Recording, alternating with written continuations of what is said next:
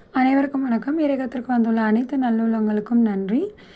நாளைய தினம் பரணி தீபம் ஏற்ற வேண்டும். அந்த பரணி தீபம் ஏற்றும் பொழுது இந்த தவறுகளை செய்ய வேண்டாம். கண்டிப்பாக 5 தீபம் ஏற்ற வேண்டும். 2வது நீங்கள் ஒரு தாம்பாளமோ அதாவது வெள்ளினாலும் ஓகே தான். செம்பு அல்லது பித்தளை தாம்பாளத்தில் அந்த தாம்பாளத்துக்கு மேலே ஒரு கோலமிட்டு அந்த 5 தீபத்தையும் ஏற்ற வேண்டும். 5 தீபமும் வட்ட வடிவமாக வெவ்வேறு திசைகளை பார்த்தபடி ஏற்ற வேண்டும். அதை நீங்கள் உள்நோக்கி ஏற்றினாலும் சரி, வெளிநோக்கி ஏற்றி கொண்டாலும் சரி தான். நடுவில் ஒரு பூ வச்சுருங்க. எங்கள் வீட்டில் அந்த தட்டு இல்லை, தாம்பாள தட்டு பெரிய தட்டு இல்லை, செம்பு பித்தளையில் இல்லை, எவர் சில்வர் யூஸ் பண்ணலான்னா எவர் சில்வர் யூஸ் பண்ணக்கூடாது. கண்டிப்பாக பித்தளை தட்டு தான் யூஸ் பண்ணணும். அப்படி இல்லாதவங்க மணப்பலகையை யூஸ் பண்ணிக்கலாம். மணப்பலகையில் கோலமிட்டு இந்த 5 தீபத்தை ஏற்றி கொள்ளலாம். கண்டிப்பாக 5 தீபமும் நெய் தீபமாக இருக்க வேண்டும்.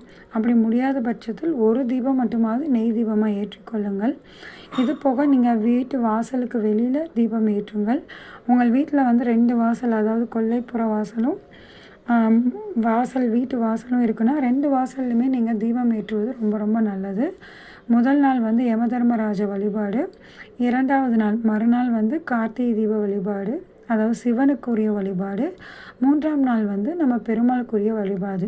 இந்த பரணி தீபத்தன்று நாம் 5 தீபங்களை ஏன் ஏற்றுகிறோம் என்றால், அந்த பஞ்சபூதங்களை குறிப்பதும் நம் உடலில் இருக்கக்கூடிய பஞ்சபூதங்களும் சரியாக இயங்கி நம் உடல் ஆரோக்கியத்தை மென்மேலும் அவை நன்றாக இருக்க வேண்டும் என்பதற்காக தான் இந்த பரணி தீபம் ஏற்றோம்.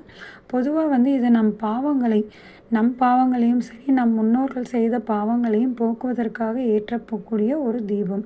அதனால் கண்டிப்பாக நீங்கள் வீட்டு வாசல் வெளியில் எங்கேயாவது ஏற்றுறீங்களோ இல்லையோ, கண்டிப்பாக வீட்டுக்குள்ளே அந்த 5 தீபம் தனியாக தாம்பாளத்தட்டில் வச்சு 5 தீபம் ஏற்றுங்கள்.